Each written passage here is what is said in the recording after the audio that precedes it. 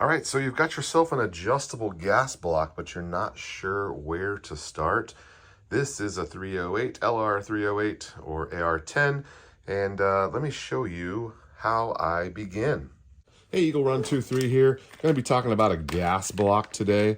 There will be zero installation or instructions on how to install this. Absolutely no instructions at all. We're only going to talk about this part and the adjustability. I'm going to install it and then we will head out to the range and give it a test. So 308 is a new caliber for me. I have never messed much with 308. This summer, we built a 20-inch version of almost this exact same gun for our buddy Evan. He has since been shooting that gun quite a bit and sending me videos, and it is doing quite well for him. That was a fax and barrel, fax and bolt carrier group, and I upgraded him with a Rise armament trigger. And in this unit right here, we've got a fax and pencil barrel, and our barrel is only 16 inches long. So this is my attempt at beating a SFAR with a home-built rifle, and we are trying to beat it in weight, we're trying to beat it in accuracy, and we're trying to be more reliable. For the most part, the Ruger SFARs have been quite reliable, but there are some stories of people having trouble with it. So we're going to try to get ours dialed in so that it'll shoot a wide range of factory ammo, be more accurate, and hopefully be under that 7-pound range. I have not weighed this rifle yet. You're going to have to stay tuned for that. But on to the gas block here. So this gas block is typical of what you'll find of an older style. Here on the side, we have a set screw that you're going to want to loosen. And then here on the very end, you have your adjustment screw. So I'm going to go through here and see if I can find exactly where the middle is. Some of the models will click and they'll have like a detent as to the position they're in. Some of the more modern ones, they'll have preset limits, like the SFAR has 3-stage. This one is more of an infinitely adjustable gas block just based on how much we got this screw turned in or pulled out.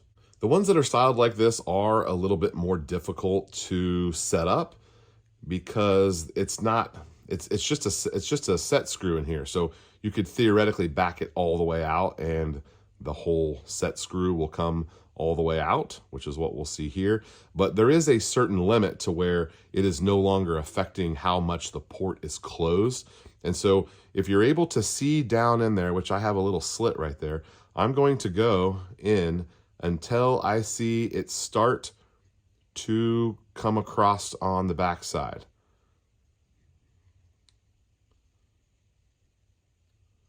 Okay, so right there, we are fully open. So you can see there's quite a bit of thread hanging out, and that means we have a fully open gas block, and we are just barely starting to touch there in the middle as far as it obstructing our gas port. So I'm going to count my total of revolutions to where we are completely closed. I'm going to try to get there at the top so we can see. So there is one time around is about probably just shy of we'll call it a quarter closed. Let's see if this gets us to a half closed. Yep, there's about half closed. And there is probably just over 3/4 closed. And all the way back around again, we have a fully closed gas block. So it looks like we basically have 4 settings, if we want to call it that. We can loosen it. 1.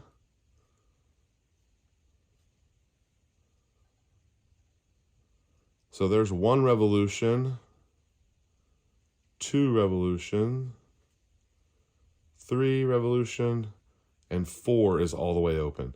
So it could be that something in between there works better for you, but if we want to think about this in 4 stages. So I'm going to start off with mine at 1/4 closed. That's going to give us a fair amount of gas, almost a fully open gas block, and then from there we can adjust. Now, as far as the adjusting of your rifle goes, I recommend on a home build, take the handguard off, go out to the range. That way you have access to the gas port.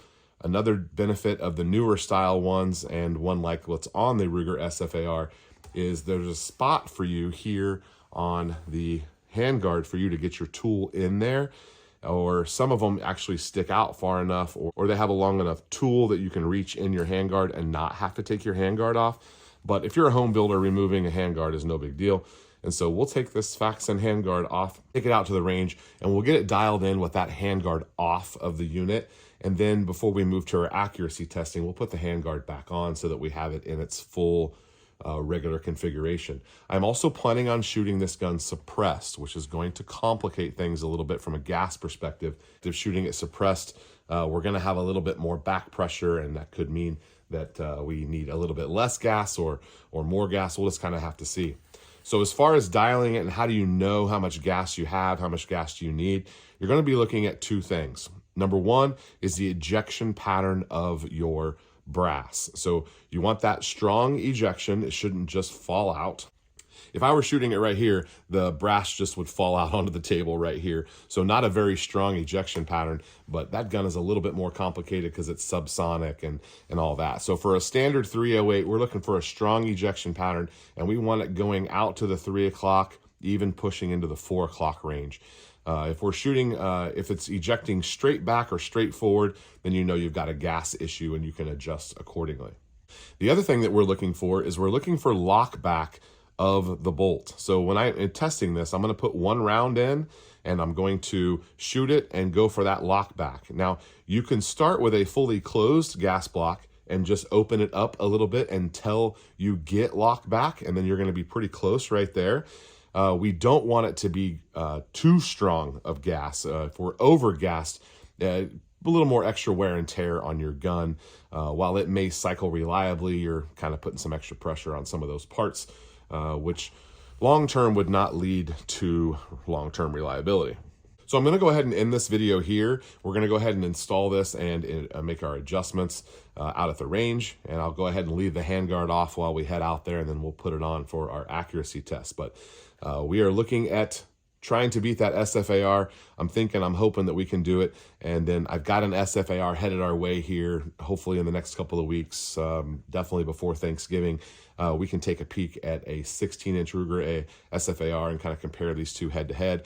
I could even swap the optics from one to the other, so we're using the same piece of glass. We do have a really nice tracked optic on here from their bullet drop compensator model. This is designed for 308 bullet drop.